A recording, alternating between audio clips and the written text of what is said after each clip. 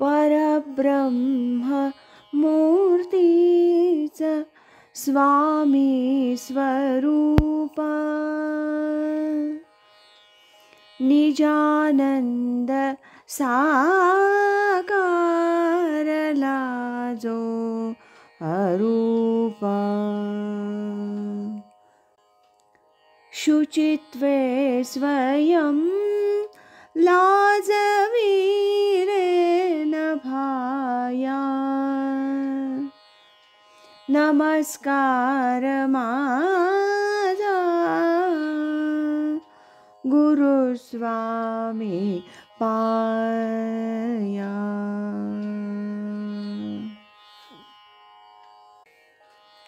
परमपूज्य स्वामी स्वरूपानंद जीवन साहित्य दर्शन या डॉक्टर अशोक कामत आणि प्राध्यापक म.अ. कुलकर्णी तथा स्वामी प्रज्ञानंद यांनी लिहिलेल्या पुस्तकातील आज ऐकूया पहिल्या विभागातील उषा माधव देशमुख यांनी लिहिलेल्या स्वामी स्वरूपानंद या लेखाचा भाग 5. स्वामी स्वरूपानंदांनी मध्ययुगीन मराठी संत काव्याची परंपरा पुढे नेली. तिच्यातील धर्मविचार लोकाभिमुख केला. ज्ञान, कर्म, भक्ती आणि नीती यांची शिकवण दिली. नीतिविचार, विवेकनिष्ठा, सत्याची कास आणि सहिष्णुता या चौपाईवर स्वामीजींचा धर्मविचार तोललेला आहे. पावस आणि पावसच्या आजूबाजूच्या आसमंतात स्वामीजींनी एक प्रगत चळवळ निर्माण केली आणि माणसामाणसांचा सेतू बांधला. पददलितांना, दीनदुबळ्यांना, प्रवाहपतितांना एका छत्राखाली आणलं, त्यांना साधना दिली आणि भागवत धर्मातील मानवतावादाचा पुरस्कार केला. तीच त्यांची जीवननिष्ठा होती आणि त्यासाठी अविरत परिश्रम स्वामीजींनी घेतले. लोकसंग्रह केला आणि जणू ज्ञानदेवांची स्वप्न पूर्णतेस नेण्याचा प्रयत्न केला आणि नाथांप्रमाणे प्रपंच आणि परमार्थ यांची सांगड कशी घालावी याचा उपदेश केला. प्रवृत्ती आणि निवृत्ती यातील तारतम्य समाजासमोर ठेवलं. अध्यात्माबरोबर विज्ञानाचाही विचार केला पाहिजे अशी नवी जाण स्वामीजींच्या स्वतंत्र रचनातून दिसून येते. संस्कारशील समाज निर्माण केल्याशिवाय लोकोद्धार शक्य नाही याची जाणीव स्वामीजींनी सातत्यानं व्यक्त केली आहे. विवेकनिष्ठा आणि नीतिमूल्य याविषयी आधुनिक काळातील संत विशेष प्रयत्नशील राहिलेले दिसतात. वैज्ञानिक दृष्टिकोनातून भक्तिविचार आणि अध्यात्मविचार तपासून घेण्याचा प्रयत्न आधुनिक काळात झाला. त्यामुळं समाजातील विचारवंत आणि साधुसंत यांच्यात वैचारिक दुरावा निर्माण न होता एक समंजस भूमिका निर्माण झाली. केवळ गतानुगतिक पद्धतीनं विचार न करता क्रियाशील कार्यकर्त्यांची भूमिका आधुनिक संतांनी स्वीकारली. प्रसंगी राजकीय चळवळीतही सहभाग घेतला आणि त्यातून स्वतःची एक वैचारिक भूमिका आणि जीवनविषयक दृष्टिकोन सिद्ध केला. परमार्थ विचारात व्यवहारातील वास्तववादाला एकरूप करून मूळ विचारांची बांधणी केली आणि जीवनाच्या सर्वांगाचा विचार आपल्या वाङ्मयातून मांडला. दोषांवर, अवगुणांवर प्रहार केला. खंजिरी भजनातून लोकमत जागृत केलं. ग्रामसफाई, स्वच्छता, निरोगीपणा, सामूहिक जीवनाचे फायदे, शिक्षणाविषयीचा आग्रह अशा अनेक बदलत्या सामाजिक गरजा लक्षात घेऊन हितोपदेश केलेला आहे.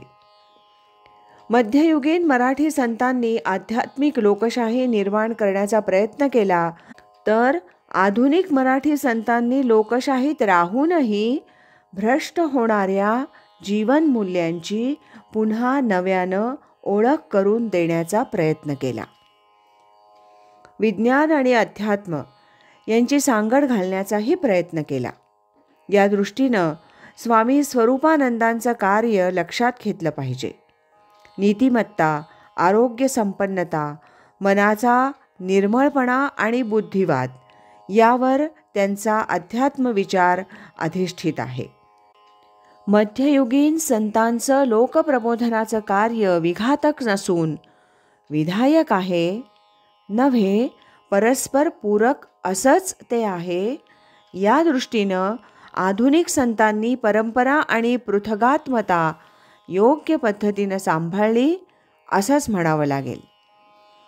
प्रखर वास्तवाचं भान, पारलौकिक आणि ऐहिक यामधील समन्वय, प्रवृत्ती निवृत्तीचं तारतम्य, अद्वैत सिद्धांताचा आणि भक्ती साधनेचा पुरस्कार वैज्ञानिक दृष्टिकोनातून केलेला आहे. संसार करता करता तो नीटसा कसा करावा याची शिकवण संतांनी दिली. देशातील अस्मानी सुलतानीचे प्रहार सोसून तिच्यातून समाजाला कसं बाहेर काढता येईल याचा मर्मग्राही विचार केला.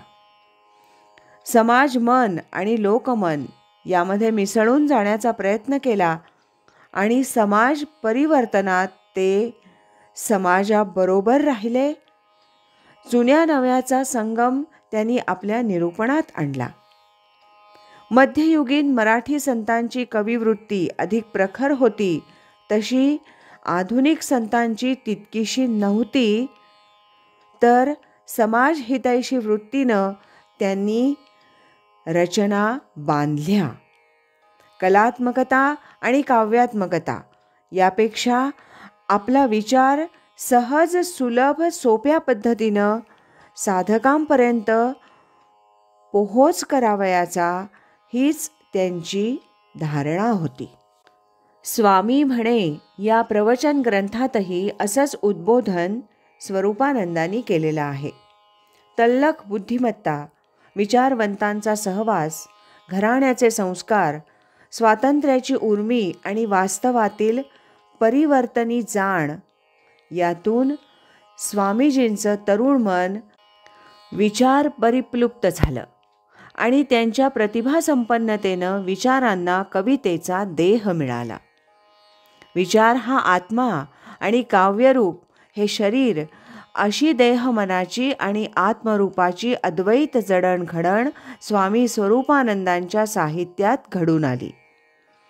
रूपानं स्वरूप आणि सत्वरूप जे त्यांना ज्ञानदेवांच्या व्यक्तित्वातून आणि साहित्यातून गवसलं ते त्यांनी आपल्या विपुल वाङ्मय निर्मितीतून प्रकट केलं. म्हणून ते स्वामी ठरले समाज प्रबोधनाचे आणि अध्यात्म परंपरेचे. प्राचीन संत साहित्याच्या इतिहासाप्रमाणे आधुनिक मराठी संत साहित्याचा इतिहास लिहिला जाण्याची आज खरी गरज आहे.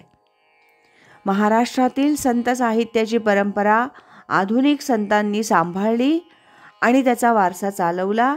त्यात स्वामी स्वरूपानंद अग्रेसर होते. परंपरा आणि पृथगात्मता यांचं भान आधुनिक संतांनी स्वीकारलं. प्राचीन मराठी संतांचा प्रबोधनाचा आणि मानवतेचा विचार तळागाळापर्यंत पोहोचवण्याचा प्रयत्न केला. वाङ्मयीनदृष्ट्या प्राचीन संत कवींच्या कवितांचा कस आधुनिक संत कवीत नसला किंवा कमी असला तरी त्यांची मूळ प्रेरणा समाज प्रबोधनाची आहे. ग्रामदान, शिक्षणदान, भूदान, स्वच्छता मोहीम यांचाही विचार आधुनिक संतांनी केलेला आहे. विज्ञान, राजकारण आणि समाजकारण यांचं योग्य भान ठेवून स्वातंत्र्य लढ्यात भाग घेऊन आधुनिक संतांनी आपलं प्रबोधन कार्य विस्तारलं होतं. या भागाबरोबरच उषा माधव देशमुख यांनी लिहिलेल्या स्वामी स्वरूपानंद या लेखाचं वाचन आता समाप्त होतं आहे. उद्यापासून आपण डॉक्टर वी रा करंदीकर यांनी लिहिलेल्या रामकृष्ण विवेकानंद आणि स्वामी स्वरूपानंद या लेखाचं वाचन क्रमशः ऐकूया. श्रीमत् सच्चिदानंद सद्गुरु श्री स्वामी स्वरूपानंद महाराज की जय।